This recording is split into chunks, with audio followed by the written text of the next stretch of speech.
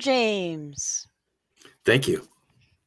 James is Man, going to be one of 53 authors that is at the Festival of Books and Creativity at the end of June in Novi, Michigan. James is a lifelong Michigan resident and has had many, many years on the police force. And I can't wait to hear about your book. Please tell us about your book. sure. My book is called Echoes in Eternity, Street Cop Stories. That's a copy of it right there. And it's basically each chapter in the book is a different true crime story that I was involved in as a police officer during my 31 years on the job. And it's roughly chronological.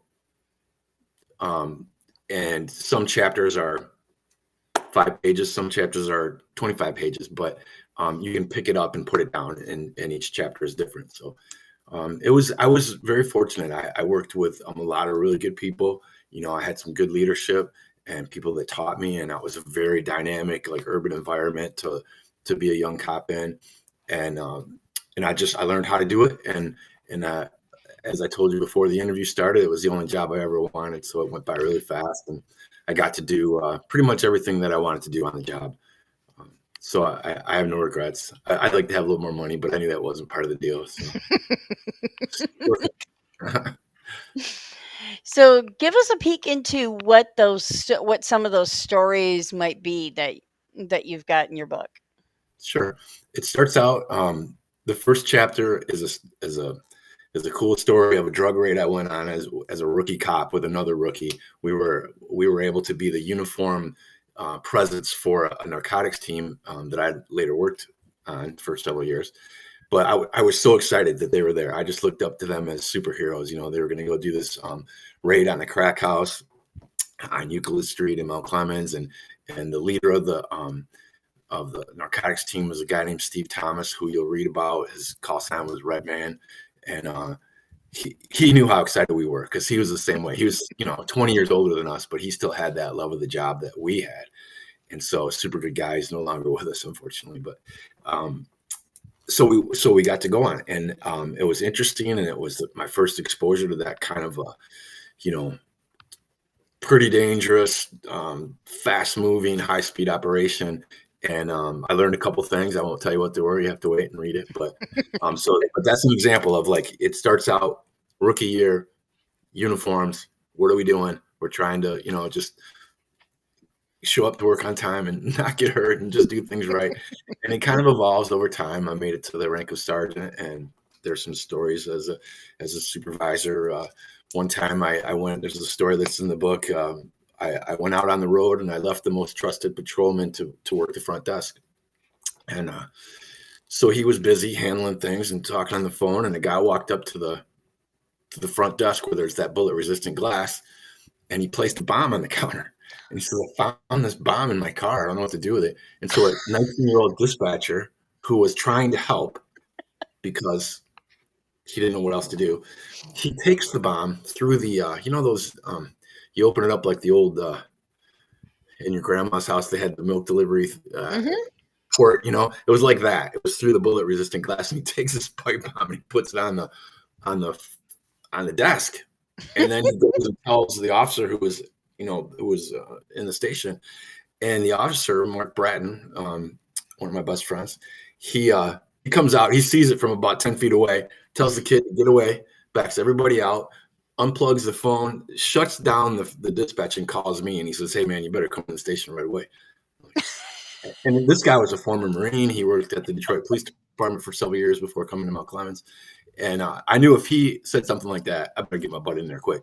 And so I did. And, we called the Michigan State Police Bomb Squad. They came in, called the chief of police. He came in, and they defused this bomb. It took them a few hours to get there, but they walked in, and these things, they looked like they were walking on the surface of the moon. And they went up there with a water cannon, and they shot the threaded end of the bomb off of the thing, and it spilled gunpowder everywhere, but they rendered it harmless. And they came out, and they took off their big space helmets, and like, who's in charge? Like, well, You had a good one there. He says if that thing would have went off, it would have taken out the whole front of the dispatch and killed anybody close to it. So Ooh. it's a crazy story. And I learned that it was a domestic dispute, allegedly.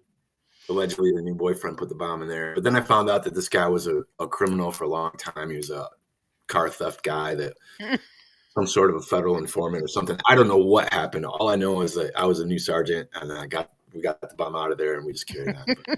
But so now we're in kind of the middle of my, or that's still early in my career. But then we went to I went to that team I was talking about, the narcotics team. I spent 3 years working undercover there. So just signed out to that full time. I was a state police, Michigan State Police narcotics team, and so I've got that. There's some good stories in the book from that, deals that we did, raids that we did. There's a story about a large case we did that was about 18 months long, where we indicted 40 members of a Vietnamese drug importing criminal organization, which had been Wow. operating for about 20 years. And there's a lot of details, and there's a crazy story where some of the guys chased one of the carloads over through the Windsor Tunnel in downtown Detroit into Windsor. That's a big no-no. They're not real big fans of. You don't have any authority over there. You're not supposed to have firearms over there. They did. I had to go over there and kind of defuse that whole thing. So that's a story that ends up in the indictment of dozens of people from Vietnam who had been operating for a long time. So they had to launder all this money. So they would launder it by purchasing things like laundromats throughout the Midwest. They had a bunch of Mm. those. They had a shrimp boat in Gulfport, Mississippi. I know this sounds random, but Oh, they wow. had this all over the place. And of course, with the assistance of the Drug Enforcement Administration, we called them on day one because we knew we needed help with the whole thing. So they were there for the whole 18 months, and they ended up seizing all that, just millions and millions of dollars. There was a house in Sterling Heights, Michigan, where all the drugs would come from Vietnam through Canada, through the tunnel in Windsor into Detroit into Sterling Heights, and then the drugs would go out to New York, Baltimore, Atlanta, Columbus, Minnesota, Wow. a few others, and then all the money would come back after the sale of the drugs, and it would go to a house in Troy, Michigan. And so that's one of those chapters that's a little bit longer, but it's a good Yeah. story. A few of It those. sounds good. Progressing through the career, I mean, I'll jump kind of towards the end. The last 5 years of my career, I was assigned to a major crimes task force, which had federal, state, and city and county officers together working out of an office in Port Huron. And boy, man, it was a great way to end my career, because the last 5 years we just did nothing but catch bad guys, and that's all I ever wanted to do in the first place. And so it was rock'em sock'em robots, man, every night and for the last 5 years. So lots of stories from there. Several homicide investigations that we were, responsible for, in which a couple of them I was the officer in charge of those investigations. Some more drug stories from that. So I got to a certain point actually where I called my friend who's a Michigan conservation officer named John Borkovich, who wrote a book called Wildlife 911. Some people might be interested in that. And so I called him and I asked him, like, man, when do I stop? He goes, well, how many words do you have? And I said, I don't know. He's like, well, look on Microsoft Word, dummy. It'll tell you. I'm like, oh, that's right. So I added them all up in my manuscript, which is all on one sheet now, and it's 8. Ooh. Because on a book, a soft cover book that's 6x9 standard print, that's about 300 pages, and you don't want to be much past that. And so I stopped there, and it ended up being about 325 pages. So he was right.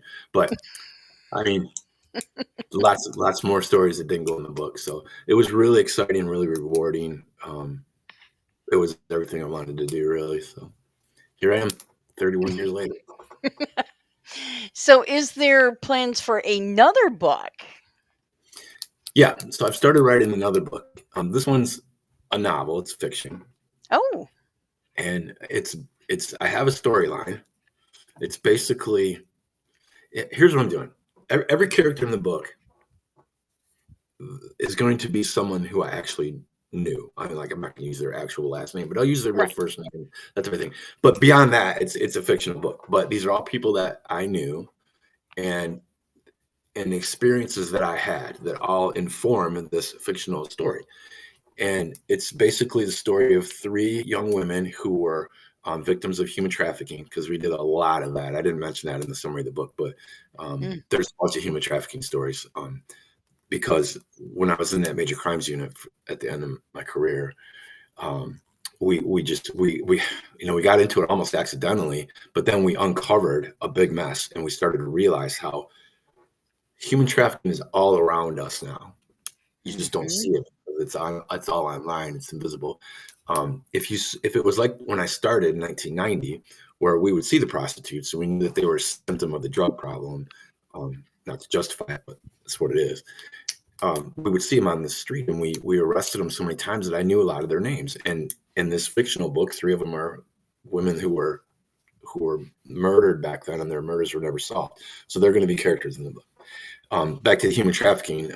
If all the young women who were involved in prostitution when I started in 1990, if they were still on the street today, where you could see them, it would be like a parade walking down the street. They're all invisible now, though, because they're online. And the Mhm. key to their victimization is vulnerability. And in our experience on the team that I was on, we found them to be vulnerable because they were either drug addicts, they were already drug addicts or made into drug addicts by a trafficker, or they were victims of extreme poverty, where circumstances just dictated that they did something they would never normally do, or runaway teenage females. Those are the three big groups that we saw. And the link is they're vulnerable. And let me tell you, there's a lot more predators out there now, I think, than there was when I started in 1990, Mm. who will swoop in as soon as they hear that, see it, have evidence that you're in some way vulnerable. That's when they, you know, Mm. recognize these women. So in this book, there are some stories, true crime stories of human trafficking that go into great detail about how those victims became victims, and what we did to prosecute those cases. For example, if we had any evidence, either through a direct interview or um, doing a search, in the new book, um, those three characters are my my main characters. They're victimized in ways that are informed by my real experiences. And then we have a bad guy who's a serial killer, and we have a policeman who's a detective in the Detroit area. So it's a lot more difficult than writing the first one, because with that one, those stories are all true, and I was there. I know how it went. So I just have to do my best to write it well. This Mhm. one, I'm actually coming up with a storyline and trying to, just do my best to make it informative but entertaining. And I actually stopped. I'm still on chapter one, and I stopped because I thought, well, what do I really know about this? I better think about it. I better read some classics. So I read Mhm. In Cold Blood by Truman Capote. I just finished it last week. It's Mhm. fantastic. One of the best books I've read. But really, what I'm doing is I'm procrastinating. I'm psyching myself out. I just need to sit down and keep writing, Mhm. and that's what I'm going to do. And I was inspired by reading Capote's book, and so I'm back at it. I'm back to writing it, and I'm just going to do my best. And I'm going to try to secure whatever you want to call it, a proper publishing company this time, rather than a self finance. Um, Okay. I know that you have to get an agent first, so that's my first Yep. step. First step is write the book and Well, edit it and make yeah. sure. Then I have to find an agent who will accept it, and hopefully that'll Mhm. happen. That's down the road, but I must say, like, this experience with my self publishing, I used a company called Gatekeeper Press in Florida. Mhm. Fantastic. They did everything that they said they were going to do. They've continued to help me. They designed the cover. They handle um, Amazon and BarnesandNoble.com and all that stuff. Still, as part of the original purchase price, is ongoing. You don't have to keep paying for it. So I can't for self-finance publishing. Gatekeeper Press, good company. Mhm. So Well, good. I am so glad that you had you've had a great experience with a, well, essentially they're called small press um, publishers, and to me that's important to know which direction you want to go in. Um, you mentioned that you want to try and go the traditional route now. Is there any particular reason why you want to do traditional versus going back through the same process that you were happy with for the first book? It's a great question.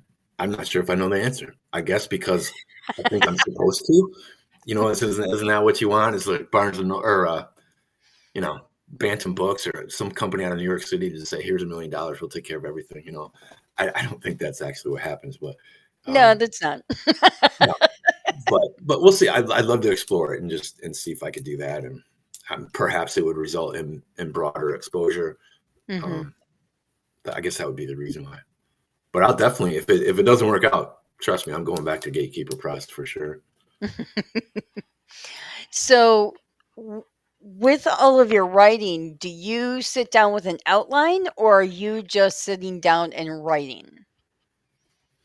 When I went to your event last spring at that nice, it was at Kensington Metro Park, I think we're at. Hmm. Um, there was, I sat between two wonderful authors, and uh, I'm kind of friends with the gal on my right who we of course continue to correspond. She wrote a cool book, but Hmm. the young lady on my left, I asked her because she's significantly younger than me, and she had about 10 books on display that she had written. Hmm. And they're kind of sci-fi fantasy, and I was just checking them out, and I asked her, I said, when you sit down, do you do an outline first? Because that's how I am, just like Hmm. OCD, outline everything and all that stuff. And do you like, just continue on with this outline and then fill in the blanks and then put it down? And she just kind of looks at me. She's like, no, no. And I'm like, okay, well, that's good to know. That's good to know. And so what I did is I kind of took what she said and I took how I am and I kind of tried to blend it. And I came Hmm. up with an idea. I have this idea about these three victims and about this bad guy and what happens to them and how this detective is going to, you know, pursue that. So I have a rough outline in my head, but I'm trying to just do what she said and just write. And it's so far, it's actually, I kind of like it. I don't have to, it saves me having to worry about everything that comes down the road, man. I'll get to that when I get to it, just, I just have this rough outline in my head and let's write it and let's make it great and entertaining. So that's what I'm doing. And it's because I was at your event. Awesome. Well, I'm glad to hear that you had such a good experience with the authors that were right around you.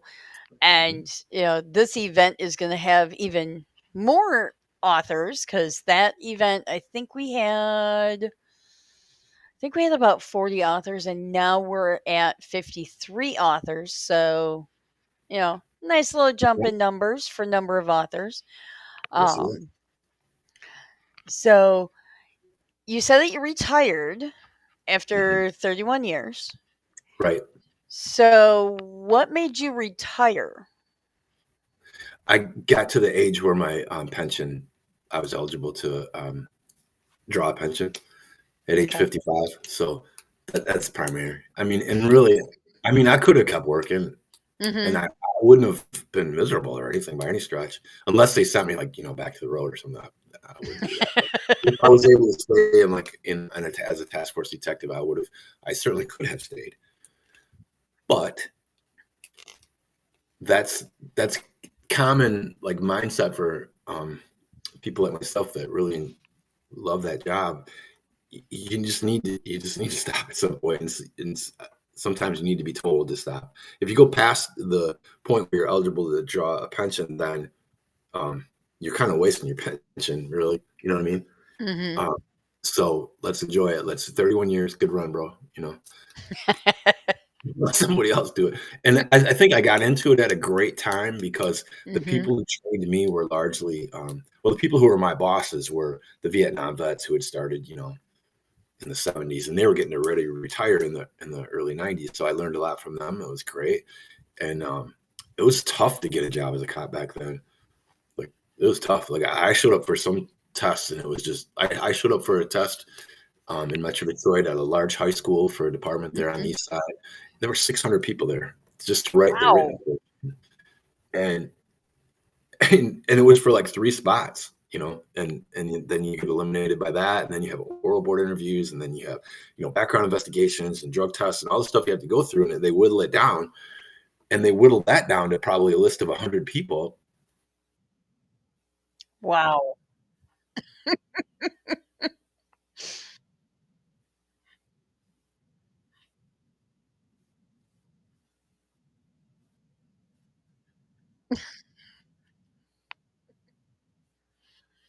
Somewhat demonized in the last, Mhm. 4 or 5 years, and, justly or unjustly, the amount of people who are there's a big portion of an entire generation who would have applied, bright, young, energetic people with a code, personally, that want to do good. Mhm. Um, they're not applying. They're just not. They're going, and who can blame them? Yeah. I don't.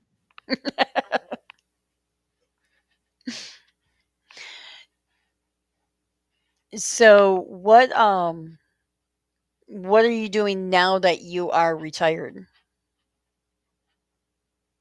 Food stamp benefits are exchanged for something of value. It could be money, obviously. It could be guns. Could be drugs. We investigate those crimes. Awesome. And I was just looking at your bio. You were primarily in Macomb County and up in Port Huron during your career. Right. And it says that you are, let's see, reading through. Oh, So, what all cities were you a detective in and an officer in throughout Metro Detroit?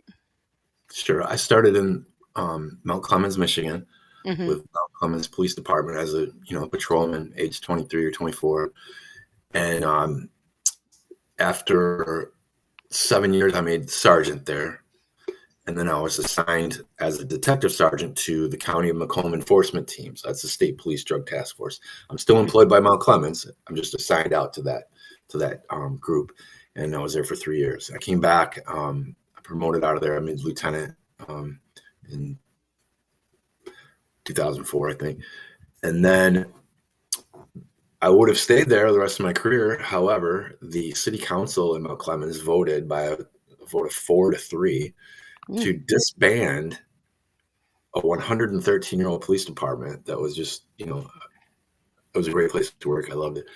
Hmm. And then contract the sheriff to provide police services in Mount Clemens to save money.